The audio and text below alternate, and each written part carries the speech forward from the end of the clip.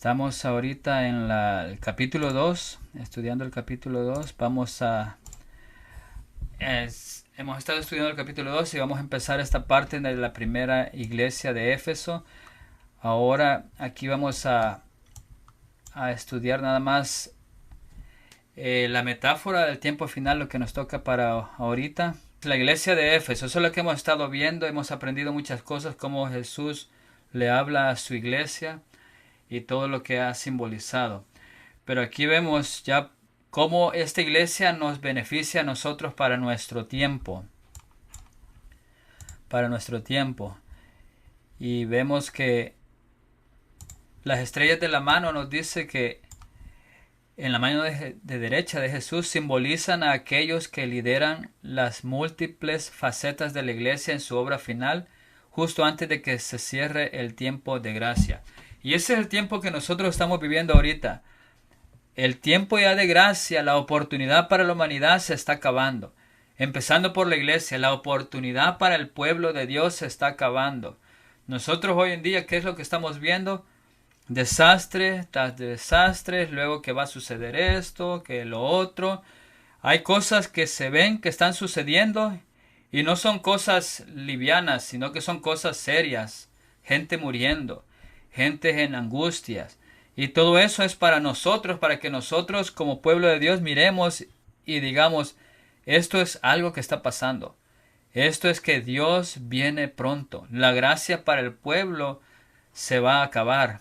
Y por eso, si nosotros miramos y estudiamos, por eso tenemos que estudiar Apocalipsis para entender lo que viene y así prepararnos. Entonces miramos aquí que dice que todas estas estrellas en esta iglesia pues son las manos derechas de Jesús, son sus líderes y están viendo todas las facetas de la iglesia que viene y esto sucede antes del cierre de la gracia y eso es lo que estamos viendo nosotros ahorita mismo, la condición de la iglesia. Hay personas que están dispuestas fervorosas a todo la Biblia, a lo espiritual, y otras personas que no quieren, que solo están ahí en apostasía, como lo hemos visto lo que está sucediendo en esta iglesia. Nos dice también que es significativo que Jesús sostenga las estrellas en su mano derecha, por algo lo hace. Y en la Biblia hemos visto que la mano derecha simboliza el poder, fuerza, bendición, salvación, honor, juicio y propiedad. Aquí en Apocalipsis nos está diciendo que Jesús es el que está a cargo. Jesús es el que tiene el mando, el control y el poder. Él nos bendice y Él nos salva. No hay nadie más. Hemos venido estudiando este Apocalipsis 1 y solo Jesús es el único que recibe honor, honra, gloria y todo lo demás. También el juicio, como miremos. Y Él nos protege a todos sus hijos de Dios, los creyentes, Él los está dispuesto a cuidarlos. Y vemos que en los servicios del santuario, como parte del rito de consagración de los sacerdotes, se aplicaban la sangre de la ofrenda de consagración en el lóbulo de la oreja derecha, el dedo índice y el dedo gordo del pie. Y aquí en el libro de Apocalipsis varias cosas se asocian con la mano derecha, que son las 7 estrellas que están en la mano derecha. Cuando Juan se desmaya a causa de la visión, Jesús lo toca con su mano derecha. Jesús toma el rollo de la mano derecha del Padre. El ángel levanta su mano derecha al cielo cuando proclama que no habrá más demora, sino que el misterio de Dios se completará cuando el séptimo ángel toque su trompeta. Finalmente notamos que la marca de la bestia se da en la mano derecha o en la frente. Así es que bastante simbolismo en lo que es la mano derecha, que también se aplicaba en los servicios del santuario, porque también Apocalipsis está en el idioma, en los símbolos del santuario, para que lo entendamos bien. El santuario es nada más el plan de salvación y que también indica un juicio. Nos dice que esa poderosa mano derecha proporciona protección al final de los tiempos. Hay muchas personas que ahorita están viendo lo que está pasando y se están afligiendo. A veces nosotros estamos hablando y viendo noticias de que esto y lo otro, lo que está pasando, pero el que es hijo de Dios está en las manos de Jesús. en la mano derecha de Jesús. Y eso significa protección y cuidado. Si nosotros creemos que Jesús nos está cuidando, no tenemos por qué afligirnos. No tenemos por qué decir, yo no sé qué voy a hacer el día de mañana. Si me van a meter en la cárcel, si me van a deportar, si voy a terminar en un desastre, en un accidente. Nada tenemos que temer. Nada más tenemos que someternos a la voluntad de Dios. Eso sí, Dios tiene un plan para nosotros, para sus hijos, los verdaderos hijos que se están buscando la verdad. Y no solamente eso, sino que también Él sostiene a los líderes. Hablando de la iglesia de Éfeso, Él también está sosteniendo a los líderes, los está protegiendo y dándoles poder mientras ayudan a preparar y terminar la obra. Ese es el trabajo de un líder. Tiene que preparar a su pueblo para ayudarles, para estar listos y terminar esa obra que viene. Hay una obra que hacer. Y muchas veces los líderes se olvidan de eso. Entonces esos no son buenos líderes. El buen líder está para preparar a su pueblo. Cristo viene pronto. Hay que prepararnos, su segunda venida. Y estar listo. ¿Qué vamos a hacer el día de mañana? ¿Qué hacer acá? ¿Cuáles son los consejos? Estar buscando siempre la ayuda. Orando en comunión con Dios para que nosotros podamos entender qué tenemos que hacer. Pero si nosotros no sabemos ni qué hacer porque nadie nos dice, entonces los líderes no son buenos. Y está en nosotros también. Nosotros somos también líderes. Buscar por nosotros mismos la verdad. Nadie más nos va a dar la verdad más que nosotros. ¿Y cómo la podemos encontrar? Y yendo directamente a la Biblia. No hay otra solución. No hay otra forma de hacerlo. Más que buscar en la palabra de Dios. Y que nadie me lo diga. Sino yo mismo lo leí. Yo mismo lo entendí. Yo mismo lo estudié. Tenemos que aprender todo eso para prepararnos. Y orar, claro. Orar que Jesús venga a nosotros a darnos el entendimiento. Porque de Él es todo. Vemos que por las imágenes que Él los sostiene juntos en su tiempo y su movimiento entre las iglesias, todas existentes simultáneamente, minimiza contra una secuencia histórica de esas iglesias. Y eso es lo que podemos ver, que Jesús ha estado a través de todos los tiempos con su iglesia y con sus iglesias. Estas iglesias, aunque vemos que fueron hechas, su mensaje primordial lo hizo Juan inmediatamente para el pueblo que estaba ahí en Éfeso, también es un mensaje que llega hasta nosotros, hasta lo último, porque es la misma condición. Aquí no hay nada nuevo debajo del sol, todo se repite. Por esa razón, esta iglesia es para nosotros también. Y nos dice que la mano que guía de Jesús dirigirá en esta última obra. Los 144,000 experimentarán el amor que perdieron los efesios. Ellos sí lo perdieron, el primer amor. Pero aquí viene un pueblo que llegó a tener victoria, porque habrá una iglesia victoriosa antes de que Cristo venga. Y victoriosa significa una iglesia santa, en santidad, un pueblo santo, un grupo. Y ese grupo se llama 144,000. Tendrán un impulso apasionado para llevar a Jesús y su mensaje salvador a todo el mundo. Si a nosotros nos gusta hablar de Jesús, estar apasionados, Cristo viene pronto y nos da alegría, tenemos una de las características que tendrán los 144,000. Hay personas que dicen, Jesús vendrá en 100 años. Jesús tal vez no viene cuando yo estoy viviendo. Esa persona no tiene la pasión y el amor de Cristo. No lo quiere ver que venga. El que está enamorado de Jesús dice, Cristo viene pronto, preparémonos. Estamos viendo cada vez que sucede algo, dice, ya viene Jesús a la puerta. Ya está. Pero una persona que no tiene el amor, mira las cosas y dice, no, eso ya pasó, eso siempre ha sucedido. Porque se le fue el primer amor, Éfeso. Lo estamos viendo. Tendrán, dice, que entonces nada impedirá que se alcance ese objetivo. Cuando esas personas son apasionadas, van a predicar y no hay nadie que lo impida. El amor que el cielo busca es un estado espiritual elevado, un verdadero amor. Por eso es que Éfeso tenía el primer amor. Los 144,000 serán bendecidos con una experiencia conjunta con el cielo, uniéndose en ese impulso final para ganar corazones para Jesús.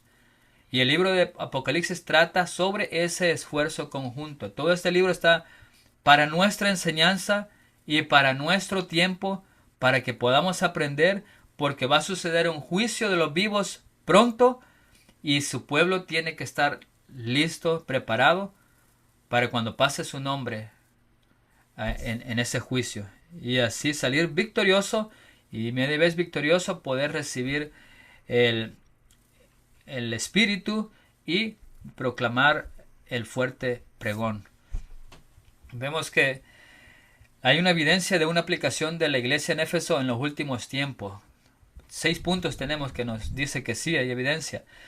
Uno, que Jesús sabe quiénes son, por lo tanto el juicio ha llegado. En esta iglesia le dice, yo conozco tus obras, yo sé quiénes son. Es porque ese es un juicio, se está viviendo en un juicio y las obras están siendo revisadas. Por eso Jesús dice, oh, aquí están las obras de esta persona, esta obra del otro, porque hay un juicio. 2. Hay una alusión a su venida pronto. Este es el último llamado al arrepentimiento. Nos está diciendo, ya vengo, arrepiéntete. Nos está diciendo que Jesús viene pronto, que se arrepienta. 3. Si no hay arrepentimiento, el candelero o la iglesia sería removido de su lugar y Cristo sería retirado. ¿Cuándo sucedió eso en el tiempo? En ningún tiempo. Eso sucederá ahora, en nuestro tiempo, de que cuando sea el juicio, si nosotros no fuimos sellados para victoriosos, entonces nosotros seremos retirados. Incluso la iglesia también será retirada de su lugar si no hay arrepentimiento. Entonces eso se mira que no ha sucedido todavía, pero sucederá en el juicio de los vivos. 4. Era tiempo de ser llenos del Espíritu para testificar, porque el tiempo era corto, como lo dice en el capítulo 1, versículo 3. 5. La alusión a los 144,000, porque la alusión a su obra final, nos está diciendo esta iglesia. Y 6. Repetidamente el testimonio de Elena de White aplica a esta iglesia al último día. Nosotros vimos varias citas y se aplican a nuestro tiempo también. Entonces todos estos puntos hacen ver que esta iglesia de Éfeso también se le aplica para nosotros, para nuestro tiempo. Y aquí vemos la promesa a Éfeso, la encontramos en el versículo 7, que dice, el que tiene oído, oiga lo que el Espíritu dice a las iglesias, al que venciere le daré a comer del árbol de la vida, el cual está en medio del paraíso de Dios. Esa es una promesa, muy bonita promesa, y el cumplimiento será en Apocalipsis 22:2, que dice, en medio de la calle de la ciudad, y a uno y a otro lado del río estaba el árbol de la vida, que produce 12 frutos, dando cada mes su fruto, y las hojas del árbol eran para la sanidad de las naciones. Vemos que esa promesa va a ser cumplida, porque todas las promesas Dios las cumple. Tenemos seguridad de todo lo que leemos sucederá. Y la Biblia dice, Cristo viene pronto, sucederá. Es una promesa para nosotros, para que nos motivemos a prepararnos y a estar listos para cuando Cristo venga. Esta era la iglesia de Éfeso. ¿Algún comentario que quisieran agregarle o preguntita? Ya la semana pasada vimos y estudiamos más acerca de eso. Ahorita solo vimos lo que esta iglesia nos da para este tiempo actual. Vamos a continuar entonces con la iglesia de Esmirna. Si me quieren leer del versículo 8 al versículo 11. Amén. Yo lo leo, hermano. Amén. Te dice, y escribe al ángel de la iglesia en Esmirna, el primero y el postrero, el que estuvo muerto y vivió. Y dice esto, yo conozco tus obras y tu tribulación y tu pobreza, pero tú eres rico. Y la blasfemia de los que se dicen ser judíos y no lo son, sino sinagoga de Satanás. ¿Hasta cuál número, hermano? ¿Hasta el 11? Al No versículo leo. 11. Muy bien. Dice, yo conozco tus obras y tu tribulación y tu pobreza, pero tú eres rico. Y la blasfemia de los que se dicen ser judíos y no lo son, sino sinagoga de Satanás. No temas en nada lo que vas a padecer. He aquí el diablo echará a algunos de vosotros en la cárcel, para que seáis probados, y tendréis tribulación por 10 días. Sed fiel hasta la Amén. muerte, y yo te daré la corona de la vida. El que tiene oído, oiga lo que el Espíritu dice a las iglesias. El que venciere no sufrirá daño de la segunda muerte. Amén. Amén. Podemos ver entonces aquí lo que nos dice acerca de esta iglesia, Esmirna. Esta es la siguiente iglesia. ¿Y Esmirna qué significa? Que es la iglesia perseguida, que ocurrió martirio. Vimos que la primera nos decía más, Efeso, el primer amor. Y ahora esta hay una persecución. Y esta fue la segunda ciudad más grande de la provincia de Asia. Era supuestamente la ciudad más hermosa de esa zona y es la única ciudad de las 7 que todavía existe en la actualidad. Ahora se llama Izmín, con una población de varios cientos de miles. Y aquí vemos su pintoresco entorno natural se veía realzado por sus atractivas y bien pavimentadas calles. Vemos también cómo en las zonas periféricas las calles estaban bordeadas de arboledas y la ciudad estaba rodeada de robustas murallas. O sea que da una descripción bastante completa de esta ciudad. Era una ciudad, como vemos, que muy hermosa, grande, hermosa. Igual me imagino ciudades de acá también, que nosotros podemos ver varias ciudades que son de esa forma, que uno mira las ciudades y uno se puede asombrar. También Esmirna era una ciudad así. Era conocida también por sus escuelas de retórica, filosofía, ciencia y medicina. Fue una de las ciudades que se atribuyó el honor de ser la cuna de Homero. Los esmirnianos erigieron un espléndido templo en su memoria y se mostró una cueva en las cercanías de la ciudad donde se decía que había compuesto sus poemas. Entonces vemos aquí que esta ciudad también, las personas de ahí tenían mucho, le daban la importancia a la ciencia, a la medicina y la filosofía, la retórica. Y eso nos recuerda también nuestro tiempo en que vivimos. También vivimos en un mundo donde en todos lados la importancia es la filosofía, donde ya no se quiere saber nada de Dios.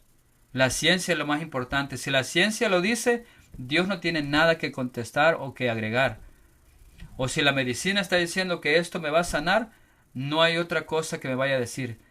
Entonces ya no se confía en Dios, sino que se confía en el hombre, porque la medicina es del hombre, la ciencia es del hombre, la filosofía es del hombre, la retórica, a ver qué creemos, estas cosas, cómo le buscamos la solución y la importancia. Y incluso hoy en día también el ser humano quiere saber quién es Cristo y se ponen, vamos a estudiar la cristología, vamos a estudiar acá lo otro, cuando eso no es para ser estudiado. Jesús viene a nuestros corazones y Él nos enseña. Nosotros no tenemos que estar buscando, yo sé tanto que o yo sé cómo funciona Cristo, o cómo es esto de Cristo. No, eso nosotros le buscamos. Y cuando uno le está buscando, ya ahí no está Dios. Ahí no está Dios en eso. Solo está nuestra propia sabiduría. Y eso es lo que vemos, que estas personas de Esmirna estaban en su propia sabiduría, en su propio mundo, podemos decir, en lo que ellos creían y no querían voltear a ver la palabra de Dios o las cosas de Dios. Y en esa circunstancia está Esmirna. Igual como nosotros también, en la misma circunstancia estamos nosotros aquí en este mundo donde lo que dice la medicina es más visto que lo que dice Dios, lo que dice la ciencia. Pero la ciencia es una locura para los ojos de Dios. Tenemos que mirar más allá de todas estas cosas. Vemos que en el año Amén. Amén. En el Amén. año 195 se construyó un templo en honor a Roma, que simbolizaba una relación positiva de larga data con esa ciudad, y más tarde se formó la base para el culto al emperador. Bajo Domiciano, del año 81 al 96, se hizo obligatorio para todos los ciudadanos. Estamos viendo también que se obligaba la adoración. Se fundó ahí un templo para Roma y ahora se empezó a obligar. Todos tienen que venir a adorar como se adora aquí en este para Roma. Y el incumplimiento significaba la muerte. Cada año, cada ciudadano tenía que quemar incienso en el altar del César, después de lo cual se le emitía un certificado. Estar sin certificado, como debe ser el caso de los cristianos obedientes a Cristo, era arriesgarse a ser descubierto y morir y multa. Es lo mismo, estamos viendo que si no se iba a adorar o hacer lo que tenía que hacer, se venía una muerte. Y si sí lo hacía, le dice, ok, aquí está tu certificado, significa que tú puedes continuar viviendo normal en esta ciudad. Todos lo que hacen es para Roma, entonces si tú lo haces, aquí está, ahora tú puedes seguir. Suena algo como que nos dice la Biblia que vamos a poder comprar, no vamos a poder comprar ni vender, a menos que tengamos algo. Eso es lo mismo que estaba pasando ahí, es lo mismo, el diablo hace lo mismo, la misma cosa para obligar a las personas. Desde tiempo anterior lo hace también acá. Quiere obligar obligatoriamente porque no tenemos opción. Obligados vamos a ceder. Y así también hacía ya, los obligaba y muchos cedían y se le daba su certificado por el bien. Aunque ellos no sabían que eso no querían hacer, pero también tenían que vivir normal y no ser muertos porque los mataban. También aquí nosotros, si no vamos a obedecer a este mundo, a las leyes de este mundo, nos van a perseguir y nos van a matar. Pero si obedecemos, si cedemos, ahí nos van a dar nuestra identificación diciendo, él sí está acoplado a todo el sistema que dice, él está dispuesto a obedecer. Denle su moneda, su moneda digital, denle su comida, denle cualquier cosa, denle un beneficio. Y eso lo estamos viendo que se está acercando. Lo que estamos viendo en la iglesia y el gobierno se están uniendo. Es más, ya están casi unidas. Debido al culto obligatorio al emperador, los judíos y los cristianos eran objeto de odio. Porque si nosotros somos cristianos no vamos a obedecer lo que nos están pidiendo. Adorar a alguien más, a Roma. Adorar a otro Dios que no sea el Dios verdadero. Y la persecución era parte de la suerte del pueblo de Dios en esta ciudad. Más tarde, uno de los líderes de la iglesia, Policarpo, se convertiría en obispo de esta iglesia y finalmente sufriría el martirio en el estadio en el año 166. Vemos el primero que nos dice aquí que ha sido quemado. Vemos Policarpio quemado. Él fue quemado vivo y a la edad de 86 años como el 12º mártir de Esmirna. Ese fue el número de 12º mártir en Esmirna. Y una comunidad judía muy grande se unió a los romanos para oponerse al cristianismo en Esmirna. Los judíos denunciaron repetidamente a los cristianos o incitaron al gobernador local a atacarlos. ¿Quiénes eran los judíos? Fue el pueblo de Dios. El pueblo de Dios que no aceptó a Cristo, a la verdad, pero los que sí aceptaron a Cristo y la verdad fueron llamados cristianos. Y ellos, por haber aceptado la verdad, ahora eran perseguidos por los mismos judíos, que fue el pueblo de Dios, para atacar a estos que sí siguen la verdad. El mismo pueblo de Dios, los hijos de Dios que acababan de ser, ahora ellos persiguiendo a los que siguen la verdad, porque ellos no creen en la verdad. Y se unen ¿a quién? A Roma. Para perseguir. Ahí estamos viendo lo que está sucediendo. El pueblo se une a Roma para perseguir a los que siguen la verdad. Es lo mismo que sucederá. El pueblo de Dios, entre comillas, se une al Roma o al Estado, al gobierno, que son las mismas, la imagen de la bestia, para perseguir a los que entienden la verdad y los que siguen la verdad y buscan la verdad. Lo mismo que sucedió anteriormente sucederá, lo estamos viendo. Y ahora, conforme a la iglesia cristiana, lo que había ahí de la iglesia cristiana, vemos que este es el periodo histórico de la iglesia. Aquí se ha puesto el periodo histórico, que está aproximadamente del año 100 hasta el año 313, cuando Constantino abrazó la causa de la iglesia. Y esa es la transición de la persecución a la popularidad. Vemos que todo esto, del 100 al 313, eran perseguidos si no obedecían.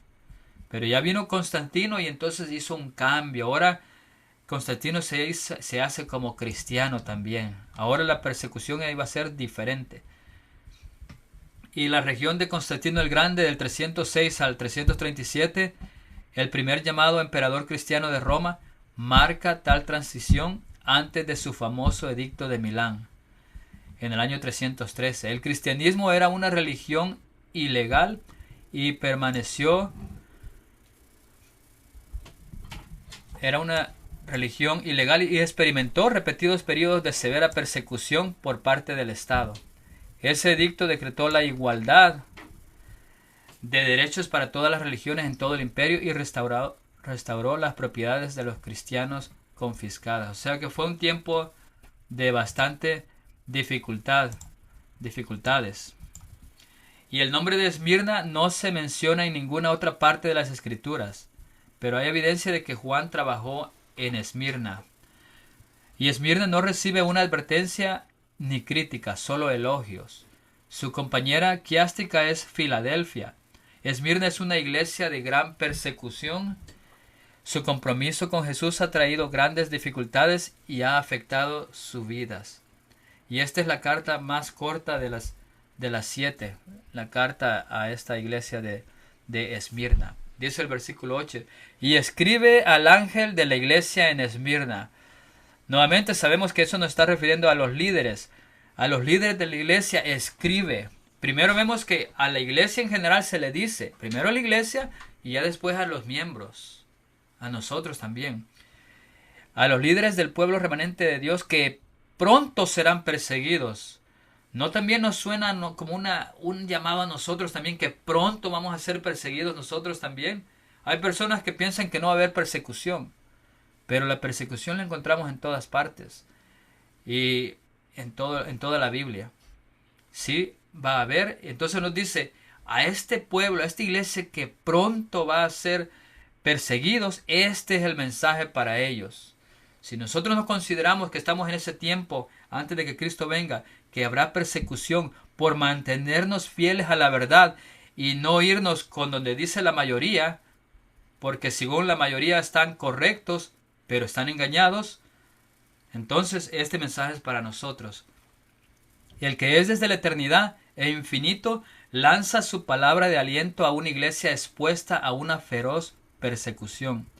El que por medio de él existen todas las cosas y seguirá existiendo después de que todo llegue a su fin, su cuidado e interés trascienden el tiempo. Alguien que está más allá de todo tiempo y por encima de todo, experimentó persecución, incluso hasta la muerte. Sin embargo, él está vivo. Es ese ser divino el que trae este mensaje. Jesús experimentó todo, la persecución, lo crucificaron, la muerte, todo por nosotros. Él sabe y conoce y entiende. Él pasó angustia. Él entiende tal vez la angustia que estamos viviendo ahora en este año 2025. Que está pasando inundaciones por todos lados. Que dicen que va a venir esta destrucción, que esto y lo otro. Que están en la inmigración, se están llevando muchas personas. Él sabe, él miró, él vio todo eso. Sabe que nosotros tenemos angustia ahorita. Pero él dice, no se preocupen. Yo he vencido al mundo. Y ahora él está vivo. Y ahora traigo este mensaje para darles confianza, fortaleza para esas angustias, esas dificultades, esas persecuciones. Porque todo esto es inicio de las cosas que vienen. Si ahorita vemos que va engrandeciendo la crisis, esa crisis no se va a detener jamás. Va a ir aumentando y aumentando hasta que un día nosotros diremos, Cristo viene. Porque hay personas que piensan lo que está sucediendo no tiene nada que ver con que Jesús ya viene pronto. Pero esas personas a mirar más cosas, personas de la iglesia, del pueblo de Dios, al mirar más eventos, dirán entonces, ahora sí creemos que Cristo viene. Por eso suceden estas gotitas de juicios que están pasando. Porque estos no son los juicios de Dios todavía. Los juicios de Dios vienen cuando el mundo se aparte de la ley de Dios. Cuando el mundo vaya tras un día falso de adoración. porque ha quitado la ley de Dios de ser honrada, de ser cumplida.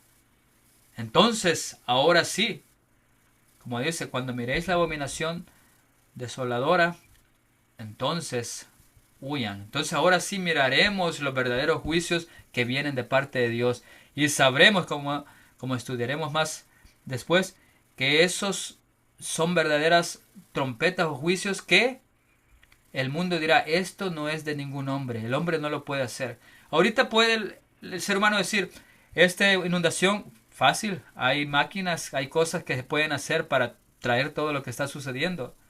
Y uno dice, oh, pues el hombre está haciendo esto, el hombre hace acá. Terremotos, claro que se pueden hacer del hombre. Pero cuando ya venga el juicio de Dios, el hombre dirá, esto no es de Dios. Esto sí es serio.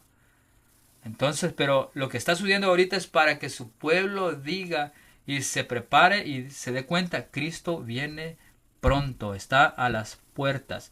Y este es el mensaje para esta iglesia. Dice, yo conozco tus obras, tu tribulación y tu pobreza, pero tú eres rico. Y la blasfemia de los que se dicen ser judíos y no lo son, sino sinagoga de Satanás.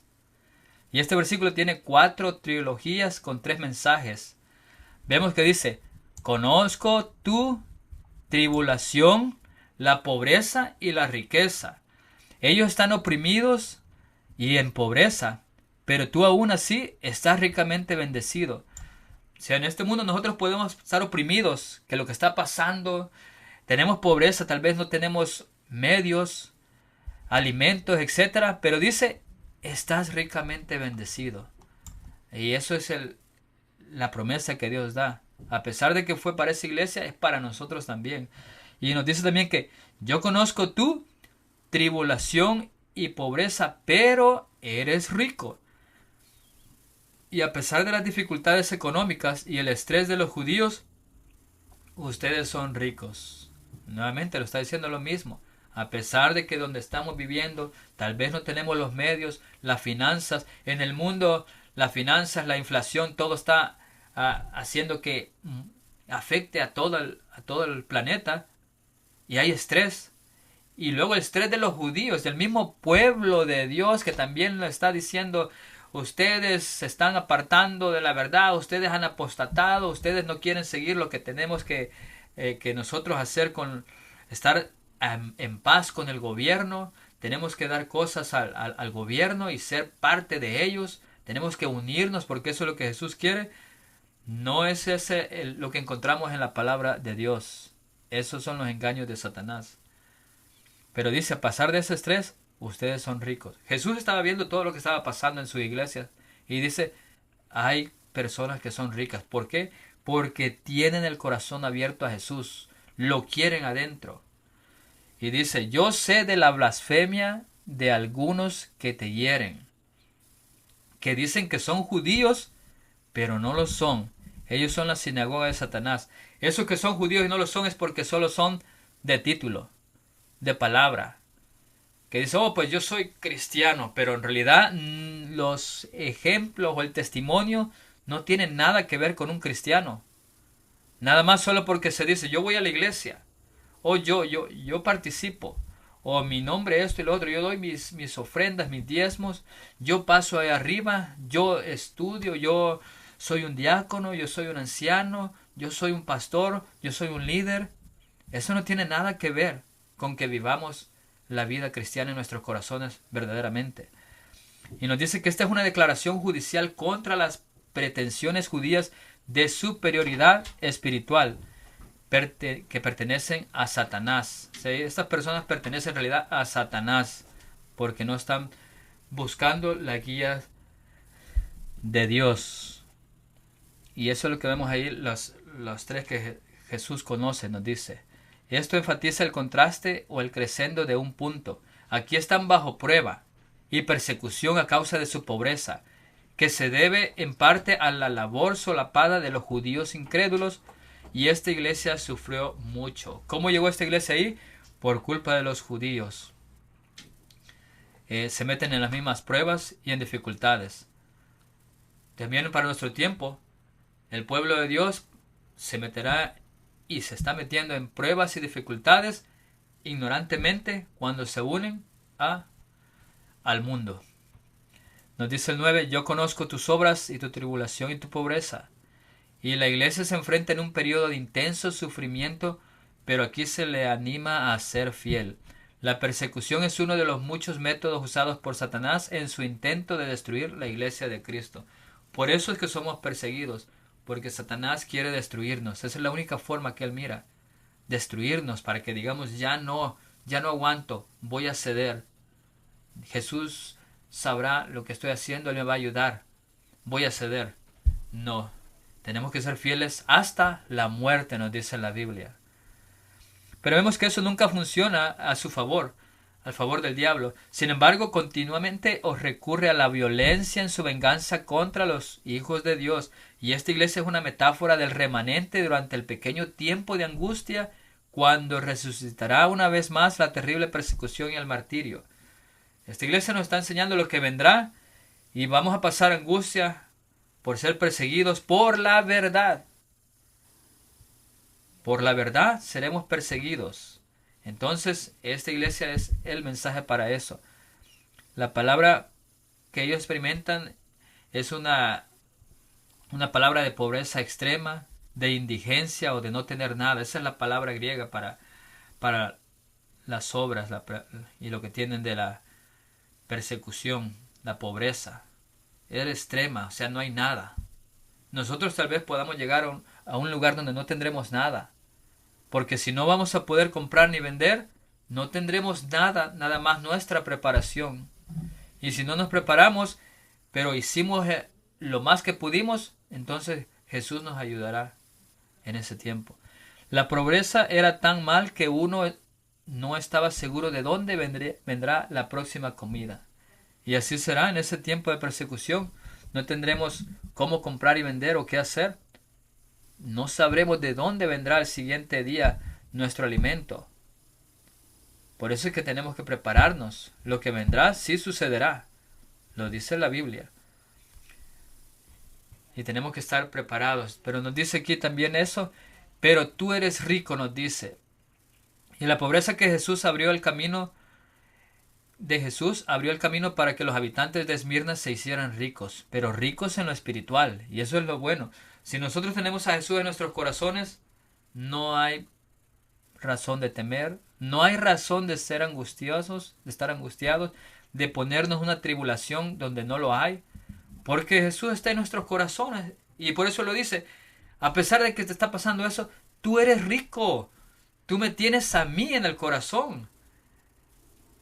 Nos dice esta cita en el tomo 2 de los testimonios, dice, los más humildes y pobres de los verdaderos discípulos de Cristo, que son ricos en buenas obras, son más benditos y más preciosos a la vista de Dios que los hombres que se jactan de sus grandes riquezas, son más honorables en las cortes del cielo que los reyes y nobles más exaltados que no son ricos ante Dios.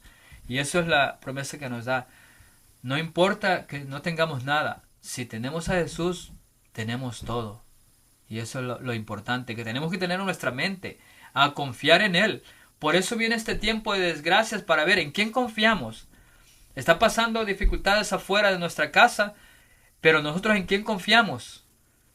¿Vamos a tener miedo? ¿O esto es una prueba para que nosotros empecemos a ver cómo vamos a acrecentar nuestra fe? Tal vez algunos están en el campo y en el campo se aprende en el campo cómo tener fe. Porque es de fe estar en el campo, que vamos a sembrar, que no tenemos esto y lo otro. Sí, pero no todos pudieron estar o se están preparando. Pero mientras se preparen, Jesús todavía continúa probando esa fidelidad por medio de situaciones que pasan. Y ahorita lo estamos viendo por medio de eventos que pasan. Si me eres fiel, miremos qué pasa cuando te tocan. Cuando miras que están tocando la puerta y tú no sabes qué hacer, ¿eres fiel? ¿Vas a ser fiel? ¿O te vas a empezar a asustar, tener miedo en toda la crisis? Ahí están todas las promesas de la Biblia. En medio de la crisis dice, allí estaré.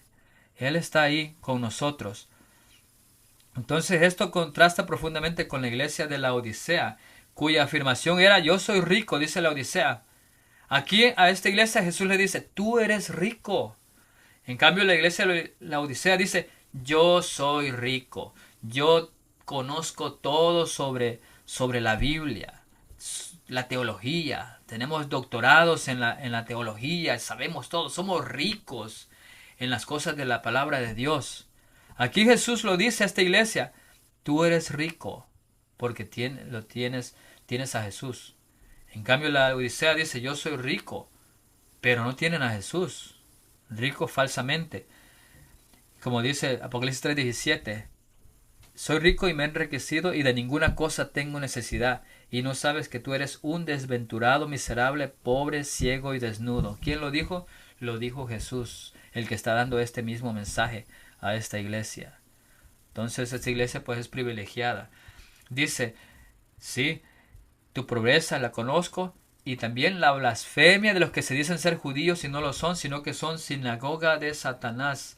Y la palabra blasfemia sugiere palabras contra Dios, pero el contexto sugiere una calumnia contra los cristianos.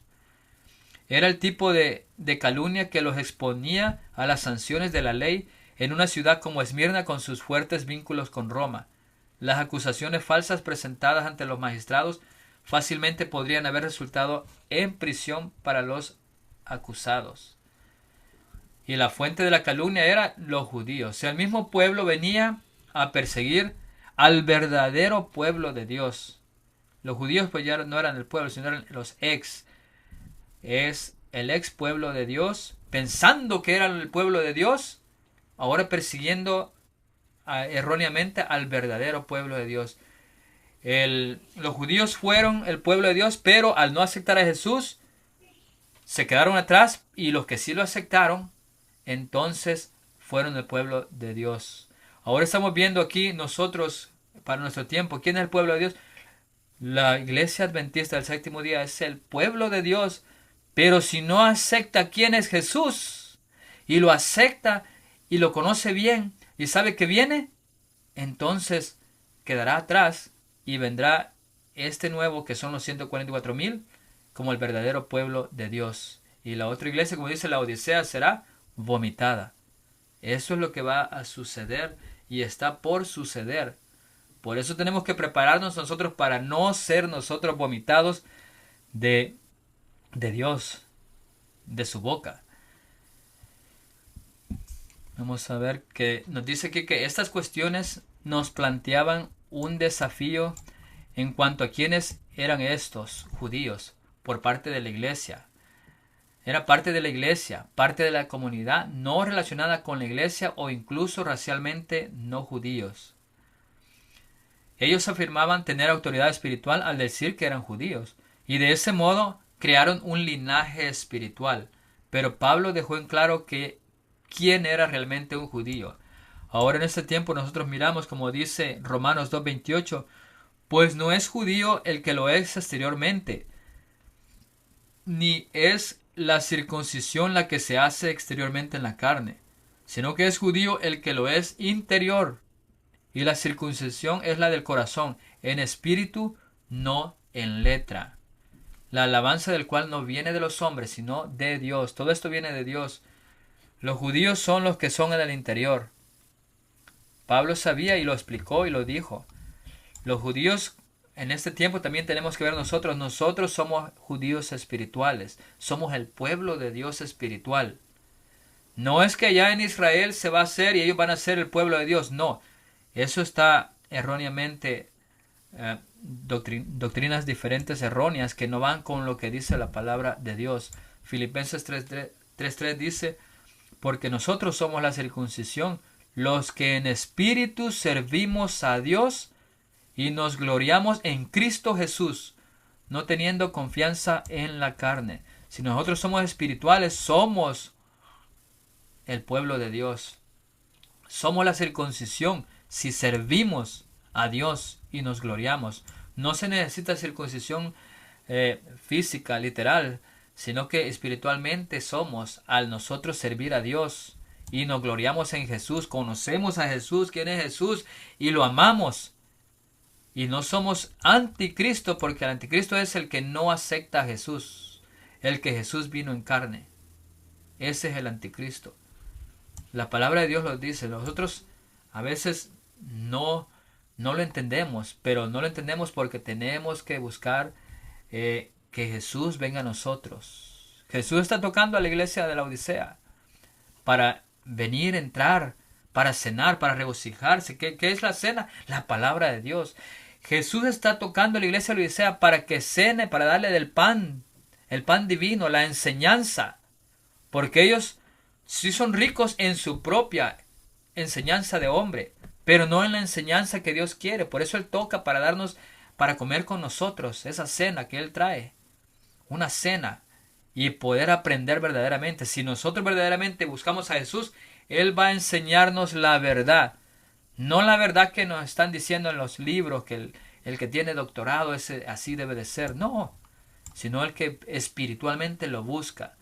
Y el ataque de los judíos contra la iglesia de Esmirna fue irónico porque demostró que los judíos no solo eran falsos judíos, sino también una sinagoga de Satanás, y que la iglesia por implicación era el verdadero Israel. Ahí estamos viendo los falsos judíos son, y eso se conformaba, porque están persiguiendo al pueblo de Dios, a los verdaderos, ahora ellos son falsos judíos hay allí. Son una sinagoga de Satanás. Y actitudes similares surgirán justo al final, nuestro tiempo. La mayoría de los cristianos proclamarán que Jesús es su Salvador personal, sin conocer a Jesús, sin saber quién es Jesús. Han sido engañados con doctrinas erróneas. Afirmarán ser el verdadero pueblo de Dios, pero oprimirán a quienes no sigan sus creencias. Si nosotros no aceptamos lo que ellos nos dicen, entonces vamos a perseguirlos. Pero nosotros, Jesús mismo nos está diciendo la verdad. Tenemos que aceptar la verdad. Y esto va a pasar al final, nos dice. Y ya estamos en el final. Esto está pasando hoy. En la lucha de los judíos contra los cristianos de Esmirna vemos una alusión al odio que Babilonia acabará ejerciendo hacia el remanente comprometido. La misma historia se sigue repitiendo y se repetirá. La persecución al verdadero pueblo de Dios. Nosotros tenemos que ser fieles. Y si somos fieles, pues tenemos confianza de que Él nos está ayudando y nos está protegiendo. Vamos a hacer esta última para ir terminando. Nos dice aquí que yo conozco la blasfemia de los que se dicen ser judíos y no lo son, sino que son sinagoga de Satanás, el versículo 9. Y el versículo es profundo y nos aclara que no hay peor cosa que la hipocresía. Aquí la palabra de Dios nos enseña que pretender ser algo que uno no es, o hacerse pasar por alguien o algo sin serlo, es repulsivo para Dios. Si nosotros estamos conociendo el carácter de Dios, conociendo a Jesús como es, pues tenemos que saber que a Él no le gusta la hipocresía. Que nosotros no podemos decir, yo soy cristiano, pero atrás no hago nada de cristiano cuando nadie me ve. Cuando salgo de la iglesia o de la reunión, voy a hacer cosas que hace cualquier persona. Lo mismo, el día sábado ni lo respeto, porque hago mi voluntad y no hago la voluntad de Dios, que es ese día para eso. Entonces eso vemos que esa es una característica que Dios no le gusta y Él es repulsivo. Eso vomita a las personas que son así, la hipocresía. Es mejor decir, no quiero ir a la iglesia o no quiero respetar tu día, a decir que sí lo respeto y no se respeta. Eso es lo peor, que no le gusta. Y eso dice equivale a blasfemia. Entonces ser hipócrita equivale también a blasfemia. Tomarse crédito de alguien que no es. Hacerse pasar por alguien. Eso es lo que hace el cuerno pequeño. Se hace pasar por Dios. Cuando no es. Dios aquí en la tierra. Y eso equivale a blasfemia también si nosotros nos hacemos pasar por alguien que no somos. Somos cristianos. Cristianos significa que llevamos el nombre de Jesús. Que hacemos las cosas de Jesús. Pero no somos en realidad. Entonces estamos blasfemando el nombre. Es blasfemia. Y aquí se nos representa la misma esencia del espíritu anticristiano. Aquel que se hace pasar por Cristo sin serlo y que en realidad está en su contra. Eso es ser anticristo. Ese es el anticristo. Claro, anticristo es una persona y una comunidad y todo aquel que va en contra de Jesús. El que va aquel en contra de saber quién es Jesús, qué es lo que hace en mí y cómo Él viene a mi corazón para cambiarnos. Las personas pueden decir, no, no, no, Jesús no viene, otro vendrá, estoy esperando a otro. Eso es ser anticristiano, no confiamos en Jesús en nuestros corazones. Jesús en nosotros la esperanza de gloria. ¿Por qué? Porque Babilonia, el vino de Babilonia ha llegado, la apostasía ha llegado, la podemos ver y se ha engañado a muchos. Y miremos esto último para terminar. Durante este periodo profético de Esmirna, los cristianos fueron perseguidos por el pagano imperio romano. Ahí ya, la persecución ya estaba. Incluso en los días del apóstol también estaba. Ya él mismo dijo, ya está en marcha el hombre de pecado. Porque ha estado todo eso mismo, esa misma influencia, como está para engañar a la gente desde ese tiempo, se empezaron a hacer. Y todos ellos fueron perseguidos por el pagano imperio romano, que sospechó que eran culpables por una serie de delitos atroces que ellos obviamente nunca cometieron. Por ejemplo, malinterpretaron, por ejemplo, la comunión de la Santa Cena como una especie de canibalismo, en la cual tomaban sangre y comían carne humana. O sea, a propósito decían, oh, es que ellos comen la Santa Cena, eso es algo malo, porque están comiendo la carne de alguien, dicen. O sea, buscando excusas para perseguirlos. Si alguien de aquí en nuestro tiempo está buscando a Jesús y encuentra quién es Jesús, y dice, no, no, no, es que Él no está siguiendo lo que nos dice aquí nuestros reglamentos. Entonces ellos están equivocados, hay que destruirlos, hay que perseguirlos. Nos dice que confundieron la camaradería cristiana como libertinaje. Eso fue, dicen, ellos son libertinajes, no están haciendo como debe de ser. Los culparon con cargos de ateísmo porque adoraron a un Dios invisible sin imágenes. Ahora dice, ustedes no creen en Dios porque están adorando a alguien que no tiene imagen. Todas esas excusas que buscaban para inculparlos. El mismo Estado sospechaba de ellos porque se negaron a venerar al emperador. Si no va conforme al gobierno, lo que dice los estatutos del gobierno, las leyes del gobierno, dice, ok, ustedes están mal. Su creencia del fin del mundo con fuego fue explotado por el emperador Nerón, quien los culpó del incendio de la ciudad de Roma. Como ellos decían, Jesús viene y el mundo se acabará y el pecado al final va a ser destruido por fuego. Entonces esa excusa pusieron que hubo un incendio y dijeron, estos cristianos están diciendo que ya viene el fin del mundo, por eso están incendiando.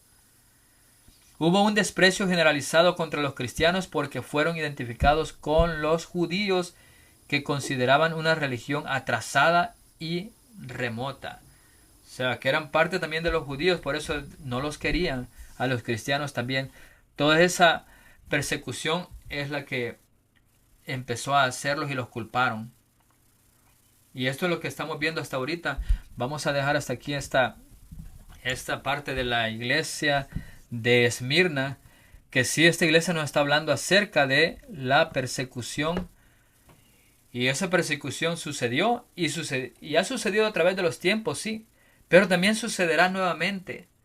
Al verdadero pueblo de Dios será perseguido literalmente, pero hay promesas. No sé si quisieran agregar o tener algún comentario o pregunta para terminar.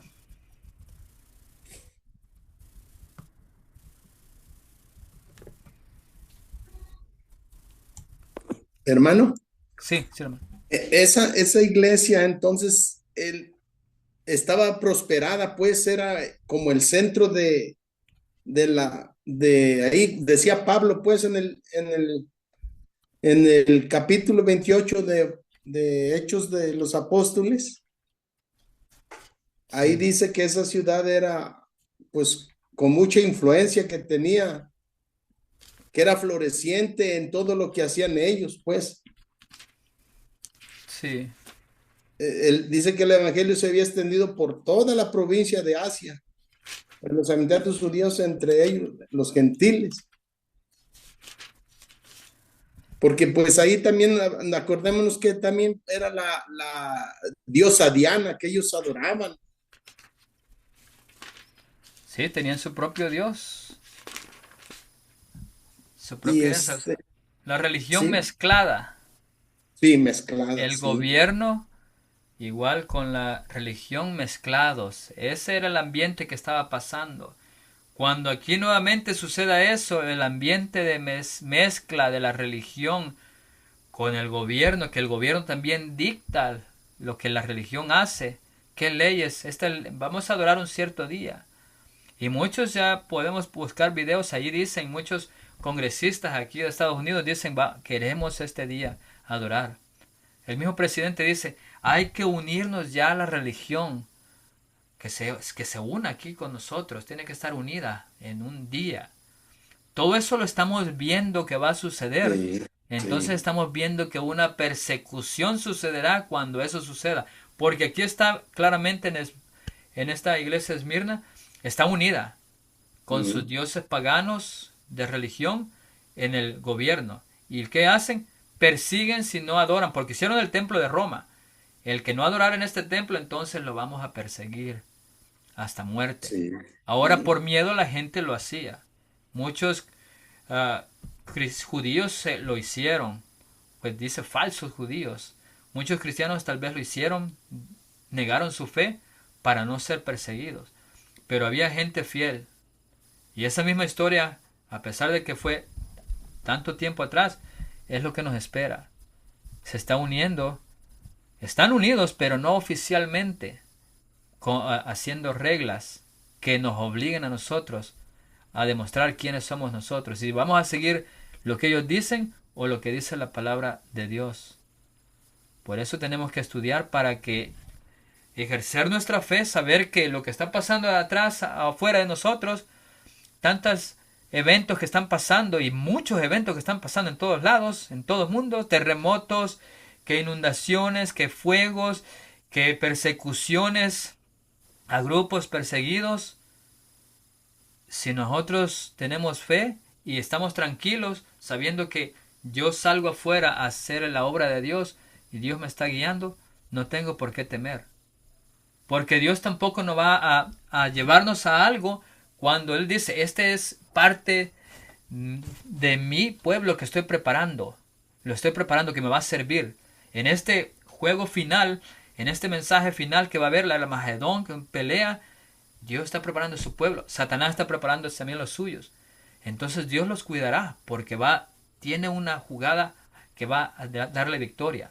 Y nosotros, si queremos ser parte de esa jugada, de esos soldados finales, tenemos que ser fuertes. Porque solo los fuertes estarán ahí. Porque dice, estarán de pie. Y el que no lo logre o no lo puede, también Dios es considerado, le dice, los va a mandar a descansar porque no van a poder pasar ese tiempo. Pero el que se está preparando fuerte en la fe, sí lo logrará. Es por eso que tenemos que ver lo que está sucediendo, es como una fe para nosotros. Y acrecentar la fe. Que donde quiera lo que estemos, lo que pase, Jesús está al control, como hemos visto. Él controla y nos dice lo que nos va a, cómo nos va a Él cuidar. Y claro, nosotros aceptamos la voluntad de Jesús, de Dios, lo que Él quiere hacer con nuestras vidas. Porque si no lo aceptamos, entonces estuviéramos enojados. Y no, es que me va a pasar esto, yo sé que me va a ir mal, voy a estar en la cárcel, me van a mandar para allá, etcétera. No aceptamos. Pero el que está en Cristo, no importa la persecución, como estamos viendo en esta iglesia perseguida, va a tener la victoria. Y es un ejemplo esta iglesia para nosotros, para que aprendamos de ella. Amén, hermano. Gran enseñanza para Amén. nosotros, para que podamos fortalecer nuestra fe y pues lo mismo que lo mismo que fue, lo mismo que será, ¿verdad? Amén, sí. Sí, así Gracias. es. Pues vamos a terminar aquí, dejar hasta este lugar entonces.